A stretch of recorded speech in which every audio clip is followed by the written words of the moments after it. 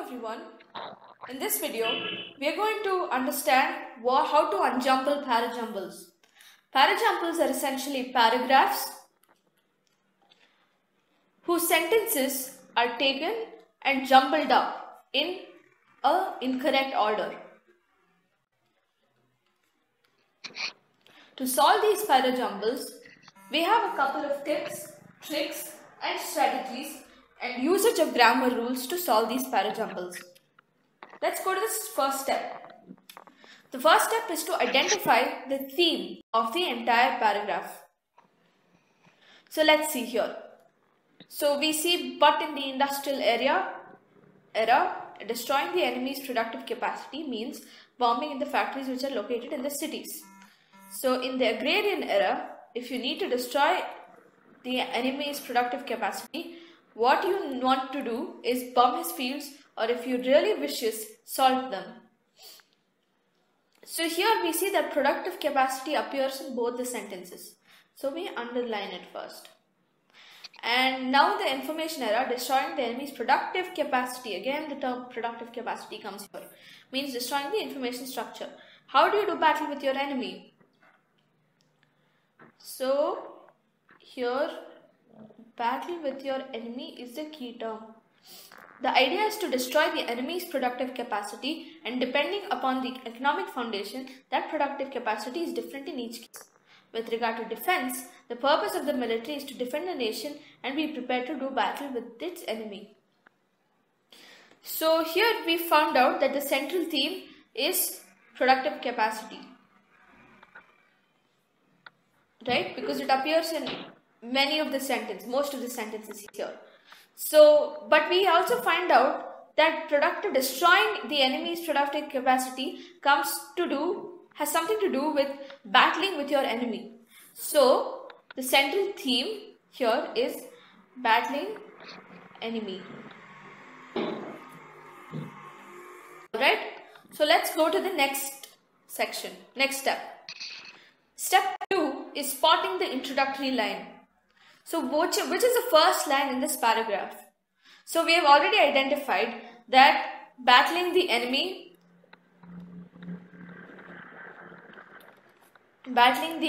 is the central theme. So we have already read through all of these sentences, right? So which is the most unusual sentence in this?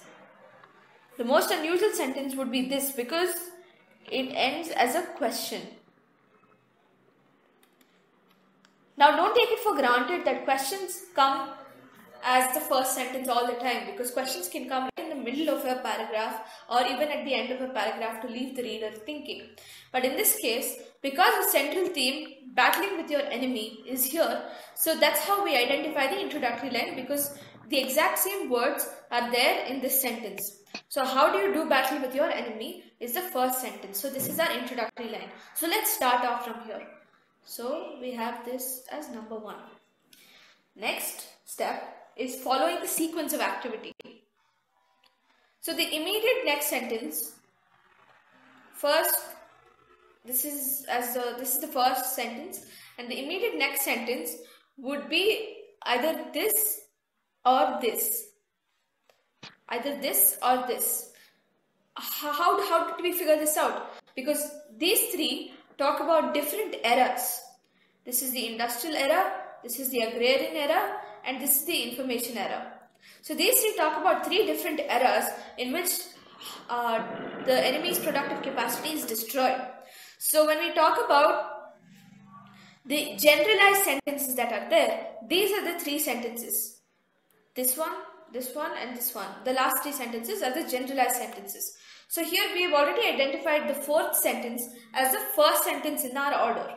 So the idea is that the last one and the last part 1 sentence are supposed to be the second sentence. So one of these is supposed to be the second sentence. So which one is it? So let's read it. The idea is to destroy the enemy's productive capacity, and depending upon the economic foundation, that productive capacity is different in each case. With regard to defense, the purpose of the military is to defend the nation and be prepared to do battle with its enemy. Okay, let's see what comes closest to battle with your enemy. That is the central theme of this paragraph. So, battling with your enemy, the closest thing that comes to this sentence is the last sentence. This is because battle with its enemy is again repeated in this sentence. And productive capacity is repeated in these three sentences. Right? So, we can say that with regard to defense, the purpose of the military is to defend the nation and be prepared to do battle with its enemy. So we can automatically put this as the second sentence and put this as the third sentence. Alright? So let's go to the next step. Look out for conjunctions. So what are conjunctions? Conjunctions are words which join two sentences which could be otherwise split into two different sentences. They make compound sentences.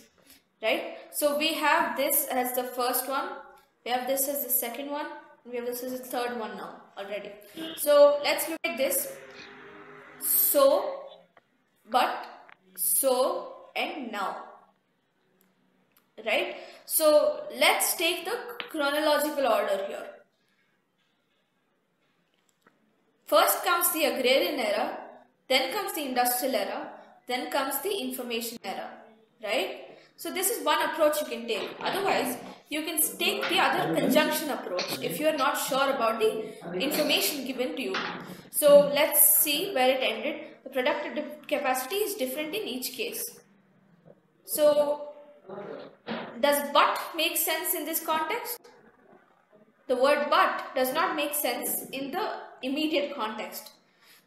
But the word so makes sense in this context. So when we ended that productive capacity is different in each case. So in the agrarian era, if you need to destroy the enemy's productive capacity, what you need to do is bomb his fields, or if you're really vicious, sort them. So this sentence can be put immediately after. So let's name this as the fourth sentence.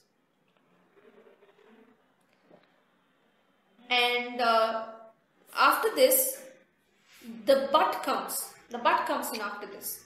So this is contradicting this previous sentence. But is contradicting the previous sentence, saying so in the agrarian era, etc., etc. So it is contradicting the sentence meaning over there, and it is talking about how to destroy the enemy's productive capacity in the industrial era. So therefore, but being the contradictory word will automatically be our next choice for the next sentence. So let's go to the next step. Look out for prepositions.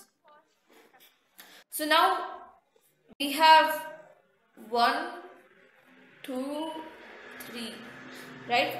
So once we're confused about where to put either one of these sentences, we'll take a look at the prepositions. Now, the word now is here a preposition because it talks about a period in time. Alright, so this talks about the most recent time, that is right now in our age. So when this is talking about the recent times, this is supposed to be the last sentence that there is. Alright, does that make sense to you? Okay, great. So because now is the most recent in the chronological order, that is on the time scale, it should be automatically the last sentence that there is. Alright, so let's go to the next step. Look out for articles. The article we have in this parajumble is the idea, but in the industrial era, the agrarian era, the information age, the military. So all these sentences have the in them, which means they're referring to something that's already been mentioned. But this is the only sentence that does not have the in it. Correct? That is the behind a noun, because there is nothing that has been mentioned regarding that particular subject before that sentence. Therefore, this automatically becomes the first sentence.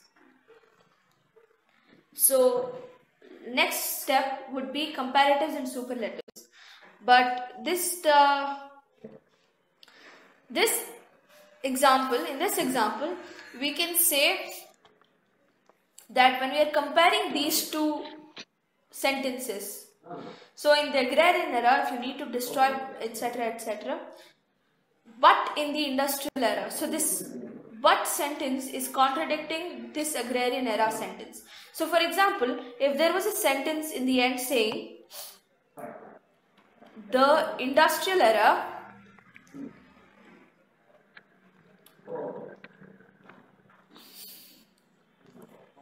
had a more vicious method than the agrarian era.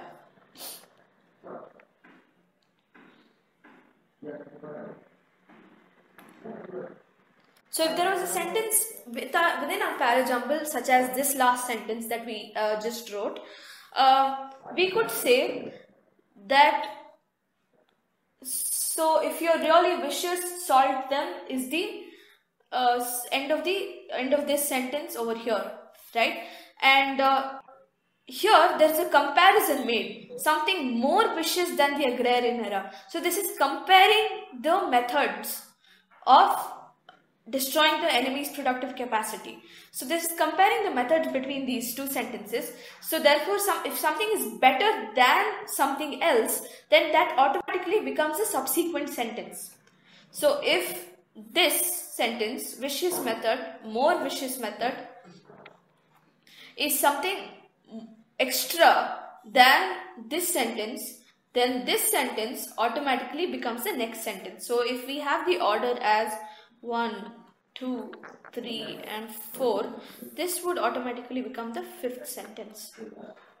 Alright, next condition, practice, practice and practice.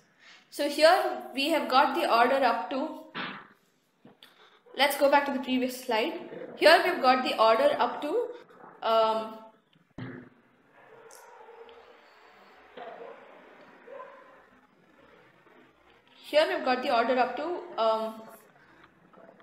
1, 2, 3, 4, 5 and 6. So 5, 4, 6, 1, 3, 2 is the order of these sentences. So when we are done with this, the last slide is to practice, practice and practice. There is no shortcut to success. So if you want to crack the parajumbles, you need to keep practicing all the time, and whenever you find time, you need to keep practicing these parajumbles. So that time you will get a better idea as to how to solve these parajumbles. We hope you've had a much more informative time. Thank you for watching this video, and goodbye.